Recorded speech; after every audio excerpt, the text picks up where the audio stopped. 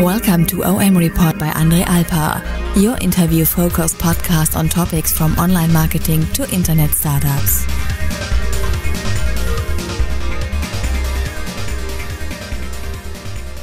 We're a new edition of OM Report at SEO Oktoberfest. And please introduce yourself. Hi there, my name is Martin Macdonald. I'm head of SEO for an agency called OMD, which is part of the OMReportcom group. The reason why we're laughing here is because this is the second time that we've done this, but this is hopefully the first time that it's actually been recorded. So I'm head of SEO for a group called OMD.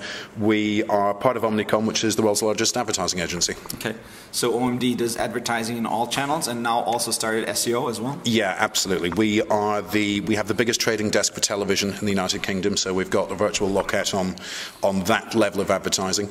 Search is something that they've been engaged with for a couple of years. I think search engine advertising. Yes, the full SEM, exactly, PPC. So they started down the PPC path 3 or 4 years ago, and we now have the biggest agency in the UK for PPC. Okay. What's it called actually? It's OMD. It's OMD Search. OMD Search. And about 18 months ago, we started down the path of building out an SEO agency. So you were like the start of this initiative, or just a part of it? No, I've come in quite recently. I came in about 6 months ago to OMD to head up and drive the development of the business within the UK first, but then as a wider extent across Europe with technology share and so on and so forth. What have you been doing right before OMD? 7 months ago. Fair enough. So I was head of search for a company called Seatwave for just over 3 years. Seatwave is the second-hand ticket. Exactly. Yeah, it's the largest second-hand ticket marketplace in Europe. It's the #1 in all 11 countries that it operates in. I started there when it was a very young company, and we developed it out over the three and a bit years that I was there. And before that, I worked in poker SEO for 4 years. Okay. So I've been doing this for the best part of 10 years now. Okay. So what's the difference between working in a startup and working with the classical OMD clients who are A brands, I would say, right? Yeah, there's a huge difference. So throughout my entire career, the 7 or 8 years I was doing this before I started working exclusively with big brands, we always had absolute buy-in from both the dev team and the board level people within the companies. We had really quick development cycles. We were able to push new features out within days.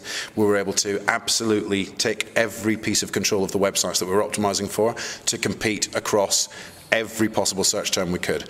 Trying to do that with some of the world's biggest websites is almost impossible, but that's what our job as SEOs has to be over the next, say, 3 to 5 years, is to educate people that SEO is actually an intrinsic part of the marketing mix.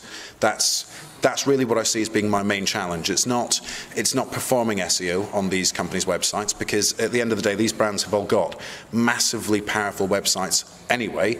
They're just extremely poorly executed. If we can get the buy-in from the board level, then we can change this around, and the entire SERP landscape will be very different in 3 to 5 years' time, because all of these powerful brands will be able to rank for stuff that they should already be ranking for anyway. Which actually Google also pushes.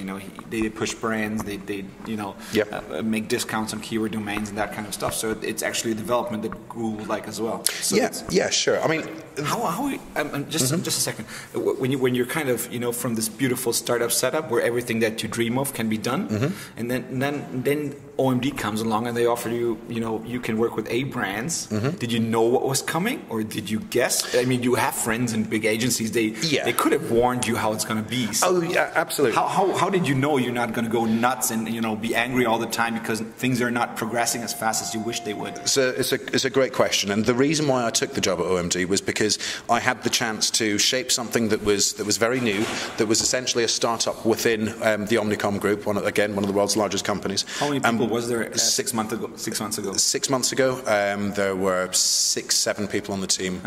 Okay. We now have the core of 15 plus 12 support staff, so just under 30 just doing full-time SEO. And that's a rate of growth. That's the reason why I'm there. It's because the rate of growth is fantastic. It's incredible. And we're within the framework of this massive organization, so we can grow as quickly as we can possibly build the team out.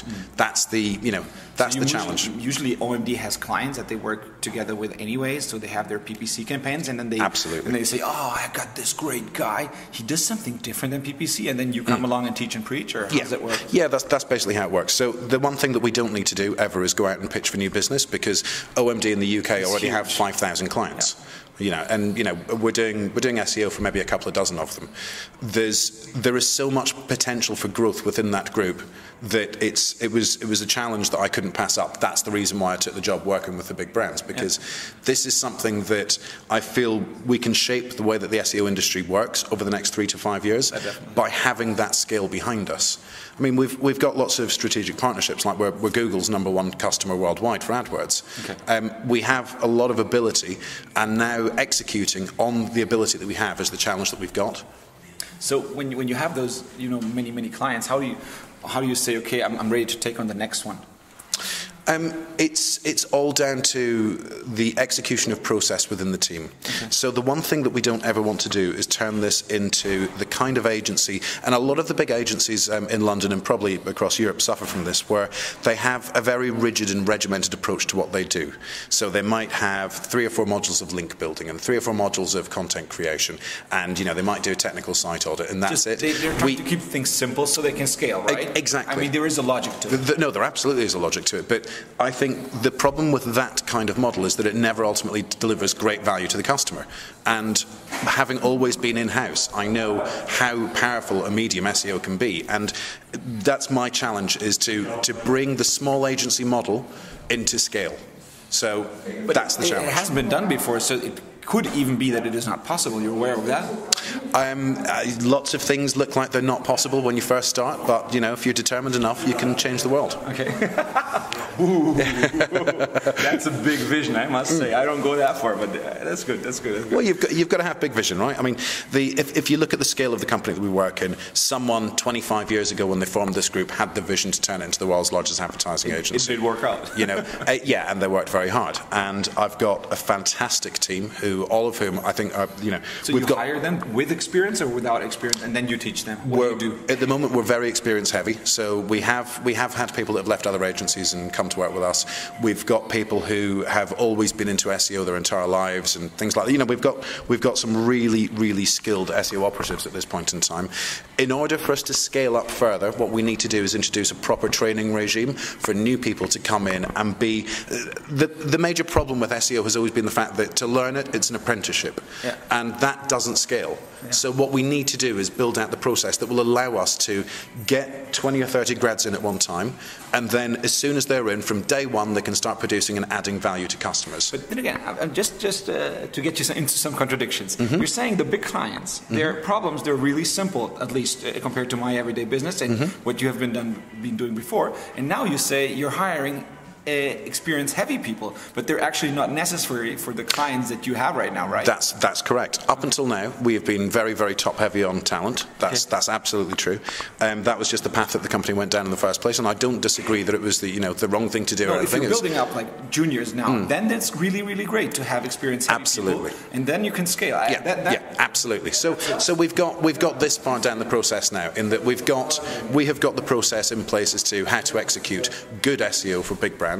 We have got a very skill-heavy labour set at the moment in the SEO team, and our challenge now is to introduce the correct training regime so that we can scale this out to a very wide level by training people up quickly and effectively to deliver great results. So the experience-heavy SEOs, I was told, of course I cannot share that opinion, but I was told some of them are divas. So how do you deal with the diva factor in SEO? Of course, I was referred to that as well, but I cannot definitely not agree, and I could not see how it happens. But I'm just asking you because probably in the UK it's all different, and probably there you have the divas that we don't have. I would never say that anyone on my team is a diva. Besides yourself. So besides myself. So it's not a problem that I have to deal with them, but they probably have to deal with it with me. So I can't even answer that. But you work in an office 9 to 5? Yes. Yeah. Okay. Yep. So it's not like you work out of home or anything. It's really you're there, present. They're present all the time. Apart from when I'm coming to great events like this, where I get to spend a couple of days out of the country. Of course, but it's for yourself to learn. It's not like you're enjoying this, right? I mean, it's a heavy burden. You're coming here. It's not a heavy burden coming to events like this. This particular event is great, but at the same time, so much of our industry, because it's still in its infancy, is based on the personal relationships that you're able to develop with other people in the industry and sharing that information. I don't think it'll be like this forever. I think as soon as the industry grows up, which is what it needs to do, things like this will probably stop. How long will it take? It has been like this for 10 years now. How long will it take? It's been like this for 10 years, but if you